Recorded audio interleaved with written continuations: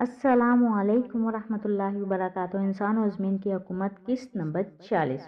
चुनाचे हज़रत शोएब अलैहिस्सलाम ने 8 वर्ष के इकरार से अपनी बेटी के महर के ओज़ इनकी बकरियां चुराने को हज़रत मूसा अलैहिस्सलाम से लिखवा के अपनी बेटी को इनसे ब्याह दिया, यानी कि शादी कर दी, ताकि इनका निकाह दुरुस्त हो। गर्ज जब जनाबे यानी कि हज़रत शोएब अलैहिस्सलाम ने अपनी बेटी को हज़रत मूसा अलैहिस्सलाम के सुपुर्द किया तो एक असा जिसके बारे में रवायत है कि हज़रत जिब्राईल अलैहिस्सलाम ने हज़रत आदम अलैहिस्सलाम को जन्नत से लाकर दिया था और बाद में मुख्तलिफ अंबिया कराम से चलता हुआ हज़रत शोएब अलैहिस्सलाम के विरसे में मिला। अपनी बेटी से कहा, बेटा वो असा लाकर पैगंबर को दो, यानी कि हज़रत मूसा अलैहिस्सलाम को दें। वो असा मूसा अलैहिस्सलाम को देना चाहता हूँ। चुनाचे असा को लाकर हज़रत मूसा अलैहिस्सलाम के सामने ज़मीन पर रखा और फरमाया, अगर तुम इस असा को उठा सको तो तुमको दे दूंगा। चुनाचे हज़रत मूसा अलैहिस्सलाम के आगे पड़े और फौरन आगे बढ़े और फौरन असा को ज़मीन पर से उठा लिया। तब ये देखकर हज़रत शोएब अलैहिस्सलाम ने फरमाया, ये तुम्हारे मुतल्लिक मेरा गुमान सही निकला। शायद अल्लाह ताला तुम्हें एक रसूल या पैगंबर बनाएगा, तुम्हें किताब का इल्म देगा। अल्लाह के फैसले अटल होते हैं। इस असा के बारे में एक रवायत ये भी है कि वो मुकद्दस लाजमी है जिसको असाए मूसा कहते हैं। इसके ज़रिए से आपके बहुत से उन मौजज़ात का ज़हूर हुआ जिनको कुरान मजीद ने मुख्तलिफ अनवानों के साथ बार बार बयान फरमाया है। ये लाठी हज़रत मूसा अलैहिस्सलाम के कद के बराबर 10 हाथ लंबी थी और इसके सर पर 2 शाखें थी जो रात में मिशल की तरह रोशन हो जाया करती थी। ये जन्नत के दरख्त पीलों की लकड़ी से बनाई गई थी और इसको हज़रत आदम अलैहिस्सलाम बहश्त से अपने साथ लाए थे। चुनाचे हज़रत सैयद अली हजवेरी रहमतुल्लाह फरमाते हैं, हज़रत आदम अलैहिस्सलाम के साथ ओद यानी खुशबूदार लकड़ी, हज़रत मूसा अलैहिस्सलाम का असा जो इज्जत वाली पीलों की लकड़ी का था, अंजीर की पत्तियां, हुजरा अस्वद जो मक्का मौज़बा में है, यानी कि जिसको खाना काबा में नस्ब किया गया है, वही मक्का मौज़बा में है। हज़रत सुलेमान अलैहिस्सलाम की अंगूठी, ये 5 चीज़ें जन्नत से उतारी गई थी। कुरान मजीद ने इसको इस तरह बयान फरमाया है कि तर्जमा, ये तेरे दाहिने हाथ में क्या है? ए मूसा अर्ज़ की, ये मेरा असा है, मैं इस पर तकिया रखता हूँ, इससे अपनी बकरियों पर पत्ते झाड़ता हूँ और मेरे इसमें और काम भी हैं बहुत ज़्यादा। तो दूसरे कामों में तफसीर हज़रत अल्लामा अबू बरकात अब्दुल्ला बिन अहमद नसफी अलैहि रहमतुल्लाह ने फरमाया है कि मसलन इसको हाथ में लेकर इसके सहारे चलना, इससे बातचीत करना, दिल बहलाना, दिल में इससे बातें करना, दिन में उस दरख्त के साथ लग कर, यानी कि इस असा को एक जगह खड़ा कर उस दरख्त बन कर आप पर साया करना, रात में इसकी दोनों शाखों को रोशन होकर आपको रोशनी देना, इससे दुश्मनों और दरिंदों और सांपों और बिच्छुओं को मारना, कुओं से पानी भरते वक्त इसका रस्सी बन जाना, इन दोनों को डोल बन जाना, वक्त ज़रूरत उसका दरख्त बनकर हस्बे ख्वाहिश फल देना, इसको ज़मीन पर गाड़ देने से पानी निकल जाना, वगैरह वगैरह वगैरह। वल्लाह आलम अब इसकी क्या हकीकत है, ये अल्लामा अबुल बरकात ने अपनी बताई हैं आइडिया, यानी कि उनकी सोच ये थी। और जब हज़रत मूसा अलैहिस्सलाम को वो असा बाहुक्म रब्बी हज़रत शोएब अलैहिस्सलाम ने दिया, बाद इसके आपको नसीहत फरमाई कि एक बात तुमसे कहता हूँ, सुनो, ज़नहार नामी फलाने मैदान में मत बकरियों को लेकर जाना, वहाँ के बारे में मशहूर है, वहाँ असदे बहुत हैं, कहीं ऐसा ना हो कि तुम लाइल्मी में इस मैदान में बकरियाँ ले जाओ और वो असदा तुम्हारी बकरियों को खा जाए, ये ना हो कि वह तुम्हें ही नुकसान पहुँचा दे। और गर्ज जब हज़रत मूसा अलैहिस्सलाम बकरियाँ चुराने के मैदान में गए, मैदान यानी कि मैदान वहाँ का मैदान को कहते हैं जो बड़ा सा ग्राउंड होता है, बकरियां चुराने के लिए वहाँ लेकर गए, बकरियां आगे भागती चली गईं जहाँ बकरियां ले जाने से हज़रत शोएब अलैहिस्सलाम ने मना फरमाया था। वो असदों वाला मैदान था, बस आपने बेहतर चाहा कि बकरियों को इधर सांपों वाले मैदान में جانے سے روکیں، لیکن وہ نہ روک سکے، وہ اس میدان میں جا کر چلنے لگیں۔ تب حضرت موسیٰ علیہ السلام ناچار ہو کر وہیں موجود ایک پتھر کے ساتھ ٹیک لگا کر لیٹ گئے اور عصا کو اپنے پہلوؤں میں رکھ دیا۔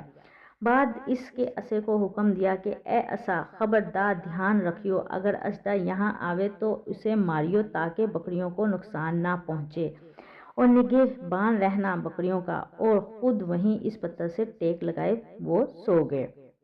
چنانچہ آپ کے سو جانے کی تھوڑی دیر بعد ہی ایک اژدھا نکلا اور بکریوں کی طرف بڑھا تاکہ بکریوں کو کھا سکے۔ تبھی جناب موسیٰ علیہ السلام کا عصا ایک بڑے اژدھے کی صورت اختیار کر گیا، اس اژدھے کو مار ڈالا اور بکریوں کو نقصان پہنچانا چاہتا تھا۔ بعد اس کے حضرت موسیٰ علیہ السلام جب نیند سے جاگے اور اپنے قریب بڑا اژدھا دیکھ کر خوش ہو گئے، تب خوش ہو کر بکریوں کو لے کر گھر پہنچے۔ اس بات کا ذکر اپنے سسر حضرت شعیب علیہ السلام سے کیا کہ اے حضرت، وہ اژدھا جس کے بارے میں آپ نے فرمایا تھا بکریوں کو کھا جاتا ہے، با حکم ربی اللہ تعالیٰ کے حکم سے اس میدان میں مارا گیا ہے۔ اور حضرت شعیب کے پوچھنے پر ساری تفصیل بتائی۔ بس شعیب علیہ السلام کو اور بھی یقین پکا ہو گیا، حضرت موسیٰ علیہ السلام پیغمبر ہیں، اللہ تعالیٰ کی طرف سے کسی خاص مقصد کے لیے بھیجے گئے ہیں۔ روایت ہے کہ جب موسیٰ علیہ السلام نے 4 برس حضرت شعیب علیہ السلام کی بکریاں چرائی تو آپ برکات و اللہ کے فضل سے بکریوں کی افزائش میں اضافہ ہوا۔ چنانچہ حضرت شعیب علیہ السلام نے فرمایا، اے موسیٰ، اس برس یعنی 5ویں برس کو جتنی بکریاں نر جنیں گی سب تمہیں دے ڈالوں گا۔ پس اللہ کے فضل سے اس سال نر ہی جنے، وعدے کے مطابق تمام موسیٰ علیہ السلام کو دے ڈالیں، یعنی کہ جو بکرے ہوئے۔ اگلے برس فرمایا، اس برس جتنی بکریاں مادہ ہوئیں وہ سب آپ کو دے ڈالیں گے۔ اگلے برس با حکم ربی تمام مادہ جنی اور سب کی سب حضرت موسیٰ علیہ السلام کو دے دی۔ ایک دوسری روایت کے مطابق جب 10 برس بعد حضرت موسیٰ علیہ السلام نے حضرت شعیب سے رخصت چاہی تب انہوں نے حضرت موسیٰ علیہ السلام اور اپنی بیٹی کو رخصت کرتے وقت اپنی طرف سے بکریاں دیں۔ پس 10 برس حضرت موسیٰ علیہ السلام نے بعوض مہر حضرت شعیب علیہ السلام کی بکریاں چرائیں، یعنی کہ چرائیں نہیں چرائیں۔ بعد اس کے حضرت شعیب علیہ السلام نے فرمایا، اے موسیٰ، اب میری طرف سے تم آزاد ہو اور اپنی بیوی کے ساتھ جہاں جانا چاہتے ہو چلے جاؤ۔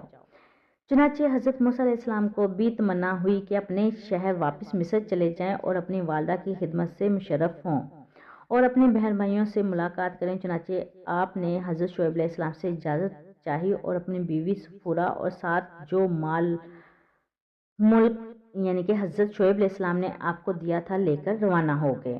جب شہر مدائن سے باہر آئے اور ایک منزل طے کر لی تو رات ہوگی۔ روایت ہے کہ حضرت موسیٰ علیہ السلام کی بیوی پیٹ سے تھی، انہیں درد کا احساس ہوا اور سخت سردی محسوس ہونے لگی۔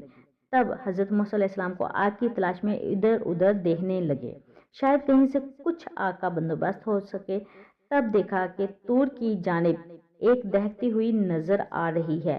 اپنے گھر والوں سے کہا، تم یہاں ٹھہرو، میں اس طرف دیکھ کر آتا ہوں، شاید کوئی خبر مل جائے کہ ایک اور آگ کا بندوبست ہو جائے۔ چنانچہ ارشاد باری تعالیٰ ہے، پھر جب موسیٰ پوری کر چکا وہ مدت اور لے چلا اپنے گھر والوں کو، پھر دیکھی ایک آگ کوہ طور کی طرف اور کہا اپنے گھر والوں کو، ٹھہرو یہیں، میں نے دیکھی ہے ایک آگ، شاید لے آؤں وہاں سے تمہارے لیے کچھ خبر انگارہ آگ کا، شاید تم پا لو۔ القرآن میں بتایا گیا ہے، یہ ترجمہ ہے اس کا آیت کا۔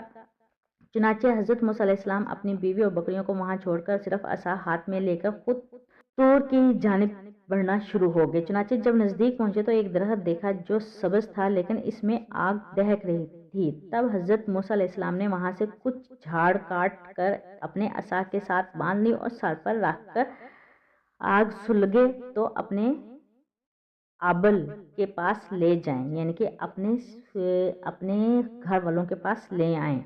بس وہ آگ ایک شاخ سے دوسری شاخ اور دوسری سے تیسری اسی طرح چلتی چلی جائے، غرض یہاں کے عصا رکھ دیتے اور آگ اس پر نہ سلگتی بلکہ آگ بھاگ جاتی۔ تب حضرت موسیٰ علیہ السلام اس آگ سے مایوس ہو کر پلٹتے لگتے تو آپ کی آواز آئی، چنانچہ ارشاد باری تعالیٰ ہے، پھر کہا، تحقیق میں میں ہوں تیرا رب، بس اتار ڈال اپنی دونوں جوتیاں جو میدان پاک ہے کہ نام اس کا طوا ہے۔ میں نے پسند کیا تجھے، بس سن کے جو کچھ وحی کی جاتی ہے القرآن میں یہ بتایا گیا ہے۔ بس جس مقام پر طوا پر پہنچے اللہ تعالیٰ نے آپ سے کلام فرمایا، حکم ہوا کہ اپنی جوتیاں اتار دیجیے۔ روایت ہے کہ جب آپ چلنے لگے تو آپ کی بیوی نے کہا وہاں مت جائیے کہ اس میدان میں سانپ بچھو بہت ہیں۔ تب ان کو تسلی دینے کی غرض سے فرمایا میرے پاس عصا ہے اور پاؤں میں نالائن ہیں یعنی کہ جوتے ہیں، سانپ اور بچھوؤں سے کیا خدشہ۔ چنانچہ وہ جوتیاں اتاری تو وہ 2 بچھو بن گئے۔ تب وہ تھوڑے سے ڈرے، فرمایا مت ڈرے، میں رب ہوں تمہارا۔ بس اس کے پوچھا اس کے ہاتھ میں کیا ہے چیز ہے؟ بولے یہ میرا عصا ہے، اسے ٹیک لگا کر کھڑا ہوتا ہوں، اس سے اپنی بکریوں کو پتے جھاڑتا ہوں اور کتنے کام کرتا ہوں، اس سے لیتا ہوں۔ تب حکم ہوا کہ اسے زمین پر ڈال۔ بس جب وہ زمین پر ڈالا تو وہ اژدہا بن گیا اور دوڑتا پھرتا نظر آنے لگا۔ تو قسط جاری ہے، قسط نمبر 46 یہاں پر اختتام کو پہنچی اور جلد ہی قسط نمبر 47 یعنی کہ 47 لے کر حاضر ہوں گی۔ اچھا سا کمنٹ کرتے جائیے گا اور بتاتے جائیے گا کہ آپ کو اس سٹوری میں سب سے اچھی چیز کیا لگی، جو ٹاپک میں نے اس میں بتایا ہے وہ آپ کو سمجھ آئی ہے۔ اس میں سے جو آپ کو لائن زیادہ آپ کے دل کو بھائی ہے وہ کمنٹ میں ضرور لکھتے جائیے گا۔ دعا میں یاد رکھیے گا۔ اللہ حافظ۔